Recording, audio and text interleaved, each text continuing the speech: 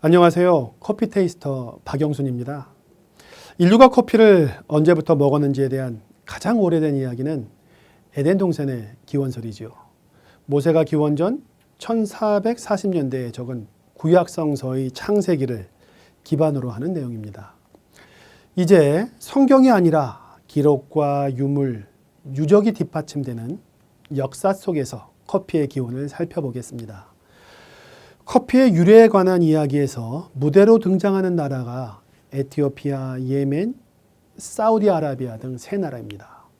좀 더 범위를 확장해 커피를 볶아 먹기 시작하고 인류 최초의 카페가 등장하는 지역까지 고려하면 커피의 무대는 북동부 아프리카와 아라비아 반도, 서남아시아를 아우르게 됩니다. 다름 아닌 중동입니다. 그래서 범위를 넓게 해서 커피는 중동에서 시작됐다고 해도 틀린 말은 아닙니다. 중동은 유럽인들이 자신들의 입장에서 볼 때 동쪽을 가리켰던 용어로 서아시아와 아라비아 반도뿐만 아니라 아프리카 북동부 지역을 총칭합니다. 중동은 고대 문명의 발상지이자 유대교, 기독교, 이슬람교 등 3대 유일 신교가 탄생한 지역인데요. 사실 이들 나라 사람들의 핏줄은 하나입니다. 노아의 아들 셈을 공동 조상으로 하고 있죠. 홍해를 두고 대륙이 나뉜 아프리카의 에티오피아와 서남아시아, 그러니까 아라비아 반도 끝에 예멘은 3000년 전에는 한 왕국이었습니다. 커피의 시작과 관련된 많은 이야기들이 중동에 농축되어 있는데요. 이곳이 또한 에덴 동산이 있었던 곳으로 추정되는 곳이기도 합니다. 결국 커피의 기원설은 에덴 동산과는 어떻게든 연결이 되어 있습니다. 성경의 기록을 토대로 에덴 동산을 찾는 노력이 오랫동안 이어지고 있는데요. 위치를 두고 종교학자들 사이에 이견이 있지만 대체로 중동 지역인 것으로 압축되고 있습니다. 에덴은 수메르어로 초원 또는 평원을 뜻하는 에덴에서 나왔습니다. 혹시 에덴 동산이라고 하면 구름이 걸린 높은 산, 마치 신선이 살 것 같은 고산지대를 연상하는 분들이 있다면 생각을 좀 바꿔봐도 좋겠습니다. 강이 흐르던 곳이니 고산지대는 아니었던 것은 분명해 보입니다. 창세기에 따르면 에덴 동산엔 4개의 강이 흘렀습니다. 창세기 2장 10절에는 이렇게 시작됩니다. 에덴에서 강 하나가 흘러나와 그 동산을 적신 다음 4줄기로 갈라졌다. 첫째 강줄기의 이름은 비손이라 하는데 음과 금이 나는 하윌라 땅을 돌고 흐르고 있었다. 그 땅은 좋은 금뿐 아니라 부돌라라는 향료와 홍옥수 같은 보석이 나는 곳이었다.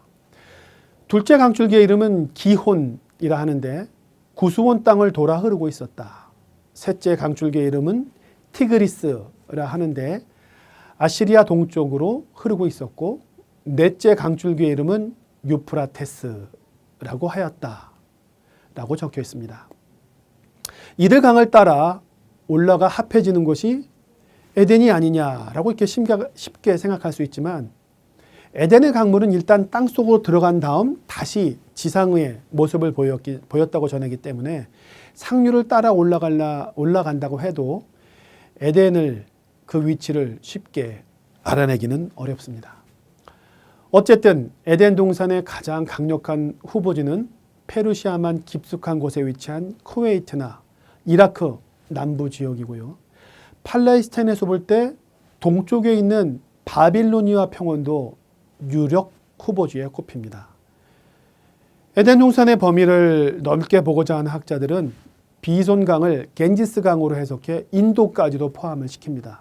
서쪽으로는 기온강을 나일강으로 보고 에티오피아를 에덴 동산에 집어넣기도 합니다.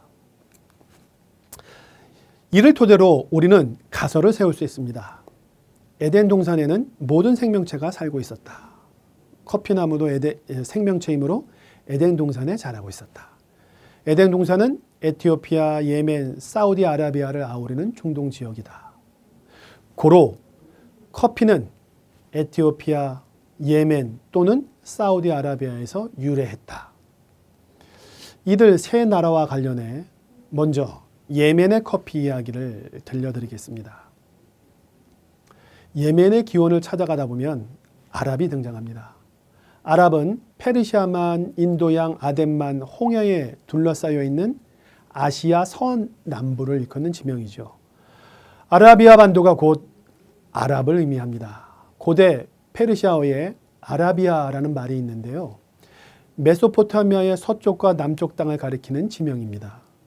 4대 문명의 발상지 중 하나인 메소포타미아 사람들은 유프라테스 강 너머 서쪽에 거주하는 민족을 아랍인이라고 불렀습니다. 메소포타미아는 기원전 5000년경에 문자를 사용하고 기록도 남겨 역사 시대를 열었는데요. 기록에 따르면 기원전 3500년경에 수메르인들이 도시를 형성합니다. 그러다가 수메르인들은 기원전 1000년경부터 아라비아 반도 남부, 지금 예멘에 거대한 무리가 살고 있는 것을 발견해 역시 기록으로 남깁니다. 예멘 지역에 살던 이들은 셈족 언어를 구사했는데 아라비아 중북부 사막지대의 유목민들과 달리 정착 생활을 하며 도시국가 성격의 왕국을 형성했습니다. 이 왕국이 바로 기원전 950년부터 840여 년간 부유함을 자랑하며 번영한 시바 왕국입니다. 사바라고도 불렸는데요. 이 왕국은 여왕이 군림하고 있었습니다. 여왕의 구체적인 이름은 잘 알려지지 않고 시바의 여왕이라고 불렸죠. 여왕의 존재는 구약 성서에 일부 언급되기도 하지만 구존을 통해 전설처럼 전해져 왔습니다. 그러다가 2000년에 영국, 캐나다, 미국의 발굴팀이 예멘 북부 루브알 칼리 사막의 마리부에서 시바 여왕의 신전 등 당시 왕국의 유적들을 발견함으로써 실존한 역사임이 입증되었습니다. 마리부는 현재 예멘의 수도인 사나에서 동쪽으로 100km 정도 떨어져 있으며 해발 고도가 1200m인 아주 고지대에 조성된 고대 도시입니다. 시바 왕국의 수도였던 것으로 전해집니다. 당시 마리부의 규모가 어땠는지는 인근에 있는 그레이트 마리부 댐을 통해 추정해 볼 수 있는데요. 기원전 7세기에서 8세기에 걸쳐 건설된 이 댐은 길이가 580m에 높이는 4m에 달했습니다. 기원전 2세기경에는 높이가 14m로 증축되어 사방 100제곱킬로미터 면적에 사는 수만 명에게 물을 공급했다고 합니다. 시바의 여왕이 이끈 아랍인들은 어디서 온 것일까요? 이들은 세계에서 가장 오래된 언어인 세머족을 사용했습니다. 셈은 구약 성서의 창세기에 나오는 노아의 세 아들 중 한 명입니다. 이 셋 중 누가 장남인지는 논란이 있습니다만 셈은 일반적으로 장남으로 알려져 있죠. 아무튼 아랍인은 셈의 후손으로서 세머족을 구사하는 민족들 중에 하나였습니다. 아라비아 반도에 살던 셈족의 일부가 기원전 3500년경 북상의 나일강 인근에 살던 함도 역시 노아의 아들입니다. 그런데 아프리카의 조상으로 알려져 있죠. 그 함족과 어우러지면서 이집트인이 되었습니다. 기원전 3000년경 아라비아 사막을 횡단해 메소포타미아로 진출한 셈족의 한 분파가 바빌로니아인의 조상이 되었고요. 또 기원전 2500년경 팔레스타인에서 북부 메소포타미아를 거쳐 이란 고원에 이르는 비옥한 초승달 지역에 정착한 그 분파는 아무르인, 레바논과 시리아 등 지중해 동부 연안으로 이동한 무리들은 페니키아인의 조상이 되었습니다. 셈족의 이동은 계속됐습니다.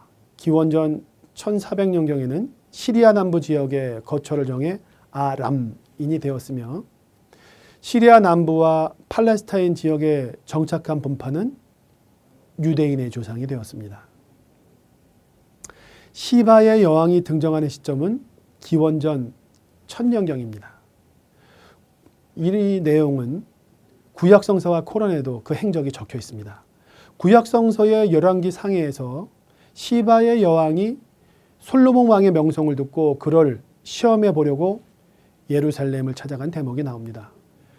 솔로몬 왕의 재기간이 기원전 961년에서 922년으로 기록되고 있는데요. 따라서 시바의 여왕이 활약하던 시기를 우리는 추정해 볼 수 있습니다.